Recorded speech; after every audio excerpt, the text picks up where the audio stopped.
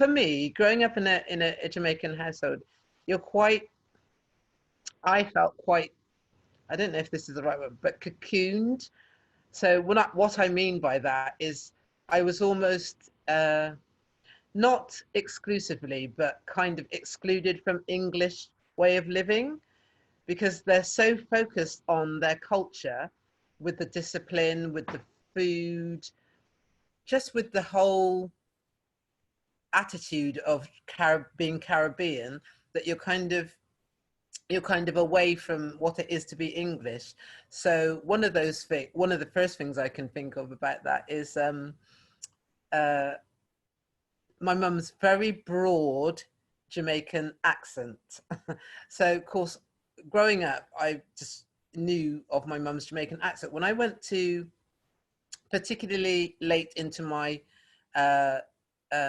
junior years, and certainly my secondary years, I started to take note of my mum's accent, whereas previously, before, it hadn't occurred to me, that that it was a broad Jamaican accent. And so when I went home, I would notice the way she spoke, and I would just be in fits of laughter, and I'd be continually correcting her. So, for example, as you may or may not know, they don't say three in Jamaica, they say tree. So that was one of the first things. So, of course, when she'd say this, I'd say to her, Mom, it's not tree, it's three. And she'd get really, really annoyed with me. And then, it was every other word then. And so I would be continually, I remember being sort of 11, 12, continually laughing every time she spoke. And she'd get really cross with me saying, why are you laughing? And I say, because you don't pronounce it like this, it's like this. And of course, she'd get really frustrated with me because she couldn't speak, in proper English. It was very broad Jamaican. So, of course, that was the language. And at that moment was when I started to realize how much there was the two different cultures I was living side by side with. There was the English and there was the Jamaican. And it was almost like coming out of this hole thinking, oh, okay, I'm English, but I'm also got this strong Jamaican heritage running through me.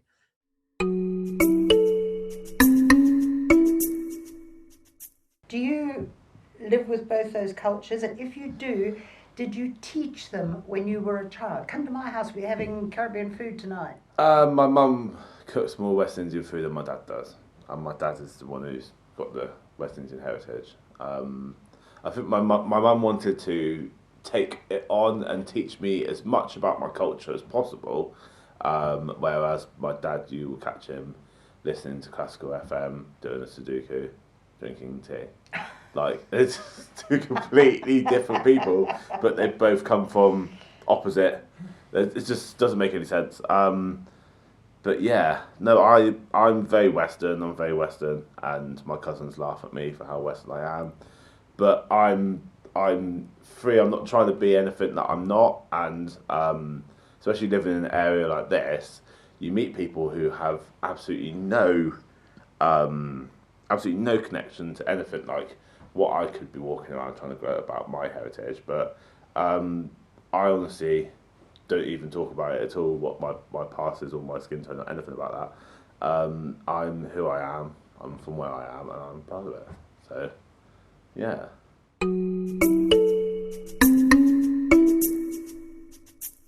Firstly, I always lived on farms, so I lived, outside of the main urban areas.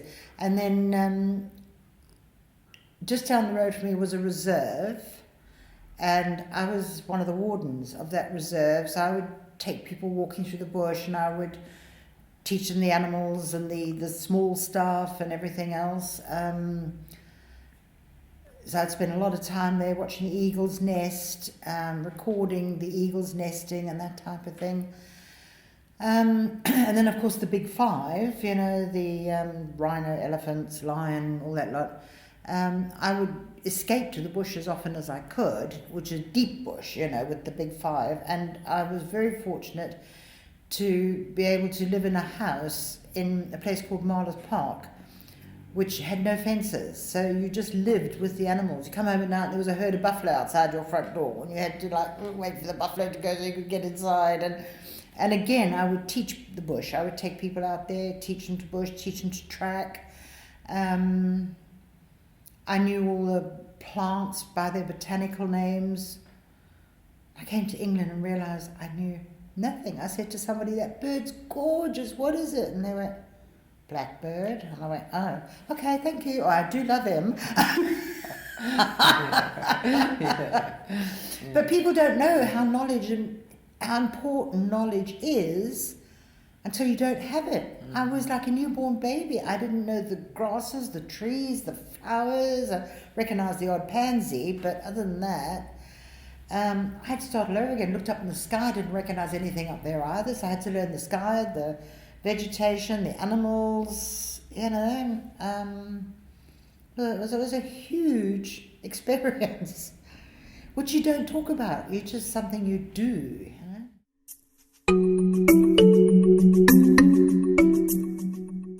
Yeah, when I came here, it was hard. We were coming from a bigger city. It felt like it was a little village for us. The children were like, "Oh my God, we are here in the middle of the countryside." We were not used to this kind of elements that in Southampton was more like a city. We did not have the things that we were expected or that we thought we needed. But while we thought like that initially, I think that we have learned to pace out, to go a little bit slowly. And one of the things is that when you live in a city, you kind of go like, go, go, go, go. You had to go always with the rhythm. And when we came here, we had to adapt. And we had to adapt our rhythm of life. And I'm always get very excited about things like, oh, I want to do this, I want to do that. And here at the start, it was finished like, oh my God, there is nothing to do. What can I do? But I find out that there is more things of what you probably think about. There is, but the happens that it's all concentrated in some areas. Like it's all about the countryside to go to the outdoors. I love the outdoors. I love it. I kind of did not get that much touch of outdoors before here in UK. In Spain, yes, but not over here. And I love it. I love it. I did have the chance to go to a few places. I went to Dawlish. Now, there's a beach, beautiful beach over there. Where I went to Instow, I went to Southampton Sands, I went to several places. I love the beach. I love it.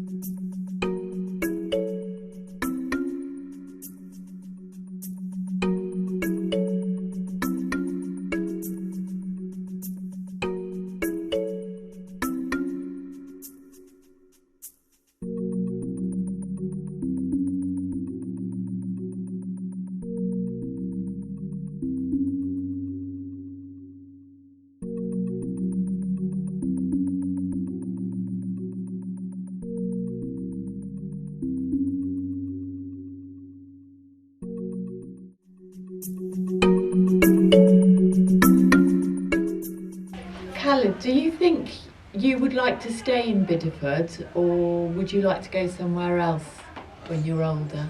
No, when I'm older, I need to move, like move with my family, not like on my own. Yeah, like to move anywhere. If I'm married, like not now, then I get older, like I have to. For my mom and dad. If I'm not married, they're gonna kill me because I'm not gonna marry. Yeah. When I get a bit bigger, I'm gonna do everything on my own. Yes. Yeah. Where would you like to go to live, for example? A city? I don't know, like my mind is every week changing. Like if I get bigger, like I didn't go like move house. like just traveling, like go just travel and like see everything and come back. Yeah. Where would you like to go to travel to see the world? Like Dubai, because it's so nice there, and like I like everything, like the world. I like everything. Yeah. Yeah, as many places as you can. Yeah.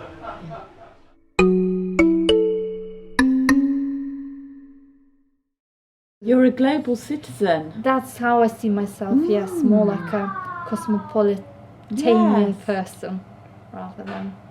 But that's the interesting thing which I kind of, from experience, I got to kind of realize that to feel comfortable and at home, it's not the place. It's not to do with the place, how well you know the place, or whether you were born there, or whether you recognize the surroundings. It's all to do with people. So, for instance, when I go back to Ukraine now and again, I know I was born there. I recognize the street, my place, where my mom lives. But things have changed, and for the first kind of few days, I don't know how to feel. I don't feel like I belong there, so to say. But then when I meet my friends and we talk and we have memories and talk about the past shared experiences or have fun and laugh, then you suddenly realize that yes, I belong. I do know, you feel then safe and comfortable. Through the shared history with people. Through just that acceptance of people. Yes. So it's okay to know your geography and being able to navigate because you recognize the places, or you can speak language so you can express yourself or understand what's going on. But actually, to feel that belonging, you need other people around you to give that sensation of acceptance. And the same is here.